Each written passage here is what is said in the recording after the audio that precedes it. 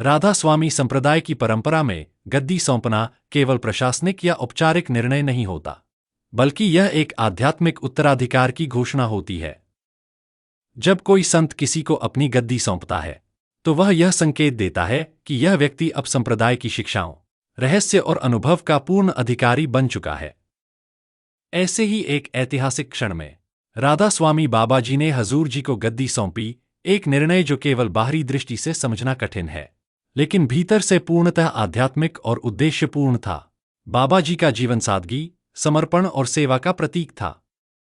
उन्होंने वर्षों तक राधा स्वामी मत की गहराइयों को समझा, जिया और आगे बढ़ाया।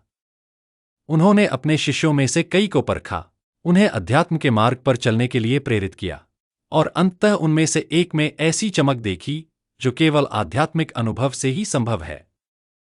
वही थे हजूर जी। हजूर जी बचपन से ही आध्यात्मिक झुकाव रखने वाले व्यक्ति थे। उनका मन संसारिक बातों में नहीं, बल्कि आत्मा की खोज में रमा रहता था। उनकी आंखों में गंभीरता थी, लेकिन उसमें अहंकार नहीं था। उनकी वाणी में स्पष्टता थी, लेकिन उसमें दिखावा नहीं था।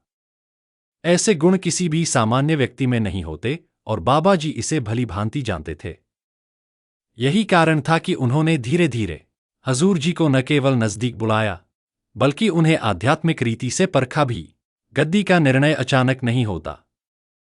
यह एक लंबी प्रक्रिया होती है, जहां गुरु शिष्य को परखता है, उसके धैर्य को, उसकी सेवा को, उसके समर्पण को। हजूर जी ने किसी भी अवसर पर स्वयं को आगे नहीं बढ़ाया। वे न तो गद्दी के इच्छुक थे, न ही उन्होंने कभी इसका प्रदर्शन किया। उनका ध्यान केवल एक ही बात पर था, गुरु की सेवा और सत्संग की भावना। बाबा जी ने समय समय पर हजूर जी को महत्वपूर्ण कार्य सौंपे, कभी सत्संग का आयोजन, कभी किसी शिष्य की कठिनाई में सहायता, कभी सामाजिक कार्यों का संचालन। हर बार हजूर जी ने अपने कार्य को निष्ठा, गंभीरता और पूर्ण विवेक के साथ निभाया। बाबा जी को यह बात समझ में आने लगी थी कि यह युवक केवल बाहर से विनम्र नहीं है, बल्कि भीतर से भी स्थिर और मजबूत है। एक और महत्वपूर्ण कारण यह भी था कि हजूर जी में नेतृत्व के गुण स्वाभाविक रूप से थे। वे लोगों को जोड़ने का कार्य करते थे, न कि अलग करने का। वे विवादों से दूर रहते थे और समाधान की दिशा में सोचते थे। उनका व्यवहार हर वर्ग, हर उम्र के लोगों के साथ एक जैसा था, न कोई भेद, न कोई पक्षपात। यह गुण केवल आध्यात्मिक व्यक्ति में ही पाए जाते हैं।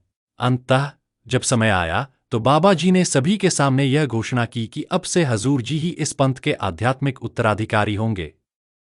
यह निर्णय न केवल शिष्यों को चौंकाने वाला था, बल्कि कुछ लोगों को असहज भी कर गया, क्योंकि बहुत से लोग सोचते थे कि गद्दी अनुभव, उम्र या वरिष्ठता के आधार पर दी जाती है। लेकिन बाबा जी जानते थे कि आध्यात्मिकता न तो उम्र देखती है, न ही पद, यह केवल आत्मा की गहराई को पहचानती है। गद्दी सौंपी गई और हजूर जी ने उसे पूरी विनम्रता के साथ स्वीकार किया। उन्होंने पहले की तरह ही अपने गुरु की शिक्षाओं को आगे बढ़ाया, बिना किसी बदलाव, बिना किसी ऊंच नीच के। उन्होंने हर एक व्यक्ति को सुना, समझा और मार्गदर्शन दिया। उनके अंदर वह शक्ति थी जो किसी को भी भीतर तक छू सके, और यही तो असली उत्तराधिकारी की पहचान होती है। आज भी जब हम राधा स्वामी मत की ओर देखते हैं, तो हमें यह स्पष्ट दिखाई देता है कि बाबा जी ने जो निर्णय लिया था, वह पूर्णतः सही और यथोचित था। हजूर जी न केवल संगठन के प्रमुख बने, बल्कि वे एक प्रकाशपुंज के रूप में उभरे, जिन्होंने हजारों लोगों को आत्मज्ञान का मार्ग दिखाया। इस उत्तराधिकार में न कोई राजनीति थी, न कोई व्यक्तिगत लाभ की भावना। यह निर्णय एक सच्चे गुरु की दूरदर्शिता, आत्मिक अनुभूति और दिव्य दृष्टि का परिणाम था। ऐसे निर्णय ही किसी आध्यात्मिक परंपरा को जीवित रखते हैं और उसे समय के साथ साथ और भी पवित्र बनाते हैं। जब हम यह विचार करते हैं कि राधा स्वामी सत्संग 20 RSSB जैसे पंथ में गुरु द्वारा शिष्य को गद्दी सौंपने का निर्णय क्यों लिया जाता है, तो हमें सिर्फ बाहरी कारण ही नहीं देखने चाहिए, बल्कि उसके पीछे छिपे आध्यात्मिक, सामाजिक और कर्म दृष्टिकोण वाले कारणों को भी समझना पड़ता है। सबसे पहले यह समझना उपयोगी है कि गद्दी का अर्थ सिर्फ नेतृत्व पदस्थांतरण नहीं होता। यह एक दायित्व का हस्तांतरण है। गुरु ने जो अनुभव, जो पद, जो आध्यात्मिक दिशा और जो सेवा भावना संभाल रखी है, उसे आगे बढ़ाना। वह शिष्य जिसे गद्दी सौंपी जाती है, उसे न केवल संगठन चलाना होता है बल्कि उस पद की शुद्धता, अनुभव तथा सामाजिक आध्यात्मिक उत्तरदायित्व भी संभालना होता है। उदाहरण के लिए पंथ की परंपरा में देखा गया है कि गुरु अपने शिष्य के अंदर यह देखें कि वह सेवा भावना में स्थिर है, उसके अंदर अहंकार कम है, उसकी दृष्टि व्यापक है, अर्थात वह अकेले व्यक्ति के रूप में नहीं बल्कि व्यापक, संगत, संग्रहित अनुयायियों के प्रति खड़े रहने वाला व्यक्ति है। तो अगर यह कहा जाए कि जब बाबा जी ने हजूर जी को गद्दी सौंपी तो इसके पीछे कम से कम निम्नलिखित कारण हो सकते थे। एक, धैर्य और सेवा भावना का परीक्षण। हजूर जी ने समय समय पर गुरु के प्रति अपनी निष्ठा, सेवा भावना और समर्पण दिखाया होगा।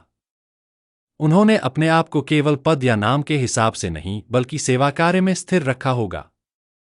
ऐसे समय में गुरु शिष्य की यात्रा में यह देखा जाता है कि शिष्य कदम आगे बढ़ाना चाहता है या कदम पीछे हटकर गुरुकर्म करने की भावना रखता है।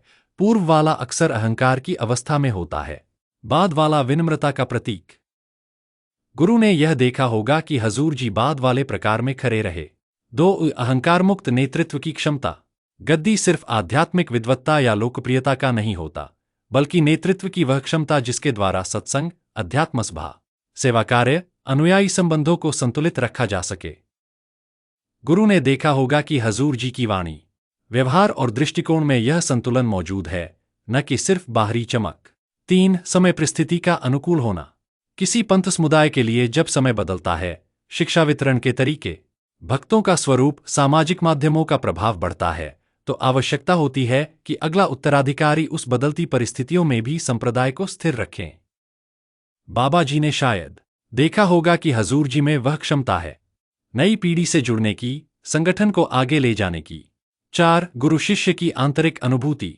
आध्यात्मिक दृष्टि से देखा जाए तो गुरु शिष्य के बीच एक दृष्टि का संबंध होता है, जहां गुरु अपने शिष्य का भविष्य देखता है, अनुभव करता है कि इस व्यक्ति के अंदर वह आत्मिक गुण हैं जो गद्दी पद में होने चाहिए।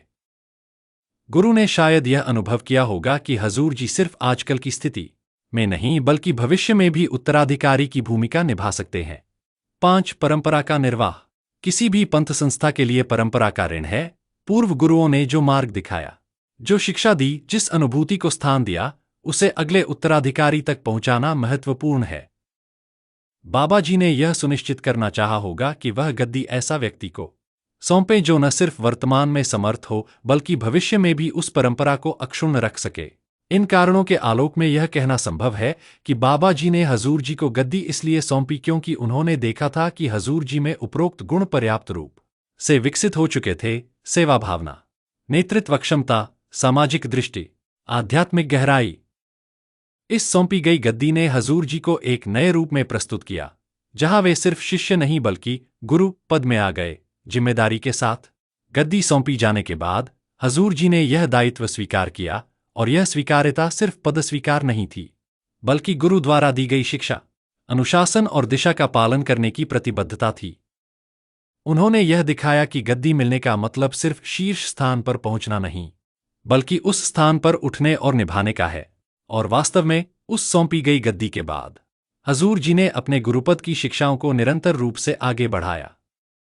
उन्होंने सत्संग, सभा, सेवा, मानवता, अनुयायी मिलन की उन भावनाओं को जीवित रखा जिनसे गुरु की परंपरा शुरू हुई थी। उन्होंने संगठन को नई ऊंचाइयों तक पहुंचाया, लेकिन यह बदलाव कभी गुरु विरुद्ध नहीं हुआ बल्कि गुरु दृष्टि के अनुरूप हुआ। इस प्रकार गद्दी सौंपने का निर्णय मात्र संगठनात्मक नहीं था, यह एक आध्यात्मिक एवं मानव मूल्य आधारित निर्णय था। यह निर्णय इस विश्वास पर आधारित था कि गुरु की आत्मा यात्रा, शिक्षादायित्व और संस्था कर्तव्य अगले उत्तराधिकारी के माध्यम से जारी रह सकती है। बाबा जी ने देखा कि हजूर जी में यह क्षमता है, इसीलिए उन्होंने हजूर जी को गद्दी सौंपी।